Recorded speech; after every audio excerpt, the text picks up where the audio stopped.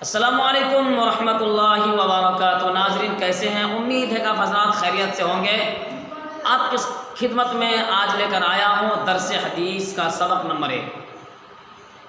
آج سبق نمبر 1 میں 40 حدیث کے متعلق بات کروں گا انشاءاللہ تعالی۔ اللہ کے رسول علیہ السلام نے ارشاد فرمایا، حضرت ابو الدرداء کی روایت ہے کہ نبی اکرم صلی اللہ علیہ وسلم نے ارشاد فرمایا کہ من حفظ علی امتی 40 حدیثا فی امر دینہا بعثہ اللہ تعالی فقیہا وکنت لہ یوم القیامت شافعا وشہیدا۔ نبی اکرم صلی اللہ علیہ وسلم نے ارشاد فرمایا، جس شخص نے میری امت کے لیے امت کے دینی امور کے سلسلے میں 40 احادیث محفوظ کی، 40 احادیث یاد کی، تو اللہ عز و جل اس کو فقیہ اٹھائیں گے اور میں قیامت کے دن سفارشی اور گواہ ہوں گا۔ اتنی فضیلت ہے۔ تو آئیے چلتے ہیں، ہم سب مل کر حدیث یاد کرتے ہیں۔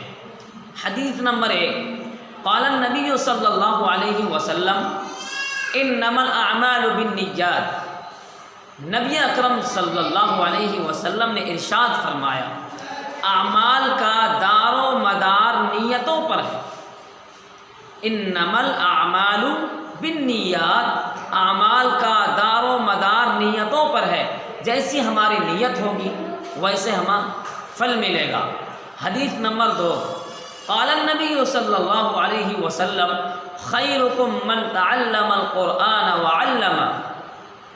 نبی اکرم صلی اللہ علیہ وسلم نے ارشاد فرمایا، تم میں سب سے بہتر وہ شخص ہے جو قرآن کریم کو سیکھے اور سکھائے، قرآن کریم کو خود بھی پڑھے اور پڑھنے کے بعد دوسروں کو بھی اس کی تعلیم دے، دوسروں کو پڑھائے۔ حدیث نمبر 3، قال النبی صلی اللہ علیہ وسلم طلب العلم فریضۃ علی کل مسلم۔ نبی اکرم صلی اللہ علیہ وسلم نے ارشاد فرمایا، علم کا حاصل کرنا ہر مسلمان مرد و عورت پر فرض ہے۔ مطلب یہ ہے کہ اتنا علم کا سیکھنا ہر مسلمان مرد و عورت پر فرض ہے جتنا کہ وہ حلال و حرام کو سمجھ سکے کہ یہ حلال ہے، یہ حرام ہے، یہ جائز ہے، یہ ناجائز ہے۔ حدیث نمبر 4، قال النبی صلی اللہ علیہ وسلم زینوا القرآن باصواتکم۔ نبی اکرم صلی اللہ علیہ وسلم نے ارشاد فرمایا، اپنی آوازوں سے قرآن کریم کو مزین کرو، قرآن کریم کو زینت بخشو، یعنی اپنی آوازوں سے قرآن کریم کے پڑھنے میں خوبصورتی پیدا کرو۔ قواعد کے اعتبار سے، تجوید کے اعتبار سے، مخارج کے اعتبار سے بہترین لب و لہجے کے ساتھ ہمیں قرآن کی تلاوت کرنی چاہیے۔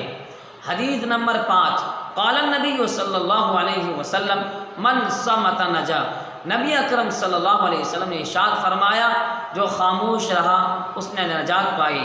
مطلب یہ ہے کہ اگر ہم کم بولیں گے، زیادہ تر خاموش رہیں گے، تو ہماری زبان کی جو غلطی ہوا کرتی ہے، بڑبڑانا، دوسروں کی چغلی کرنا، غیبت کرنا، دوسروں کی برائی بیان کرنا، تو یہ نہیں ہوگا۔ جب یہ نہیں ہوگا تو ہم سے گناہ نہیں ہوگا۔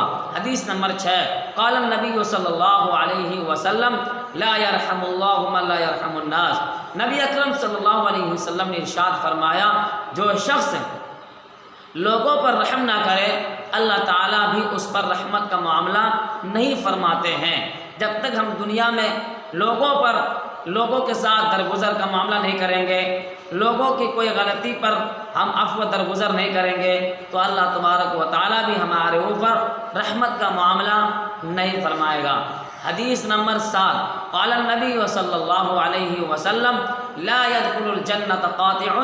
نبی اکرم صلی اللہ علیہ وسلم نے ارشاد فرمایا، قطع تعلق کرنے والا، قطع رحمی کرنے والا جنت میں نہیں جائے گا، رشتہ ناتا توڑنے والا جنت میں نہیں جائے گا۔ اس لیے ہم سب کو رشتہ ناتا توڑنے سے بچنا چاہیے، اور یہ جو چھوٹی چھوٹی باتیں نبی اکرم صلی اللہ علیہ وسلم کی تعلیمات اور سنت کی تعلیمات سے ہمیں ملتی ہے، اس کو اپنی زندگیوں میں داخل کرنی چاہیے۔ حدیث نمبر 8، قال النبی صلی اللہ علیہ وسلم السلام قبل الکلام۔ نبی اکرم صلی اللہ علیہ وسلم نے فرمایا بات کرنے سے پہلے سلام کرو۔ اگر کہیں پہ جاؤ، مطلب یہ ہے کہ اگر کہیں پہ جاؤ اور کسی سے ملاقات ہو جائے تو سب سے پہلے سلام کرو، اس کے بعد کلام کرو۔ ایسا نہ ہو کہ سلام کو بھول جاؤ اور سب سے پہلے ہم کلام کر لو۔ سلام کے متعلق یہ ہے، اگر سلام کرنے والا السلام علیکم کہے تو جواب دینے والا اس سے بہتر انداز میں جواب دے وعلیکم السلام ورحمۃ اللہ وبرکاتہ۔ امید ہے کہ آپ حضرات کو یہ ویڈیو اچھی لگی ہوگی۔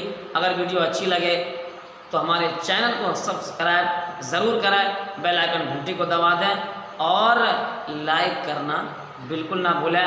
انشاءاللہ پھر ملیں گے اگلی ویڈیو میں اگلے حدیث کے ساتھ۔ جب تک کے لیے آپ اجازت دیجیے۔ السلام علیکم ورحمۃ اللہ وبرکاتہ۔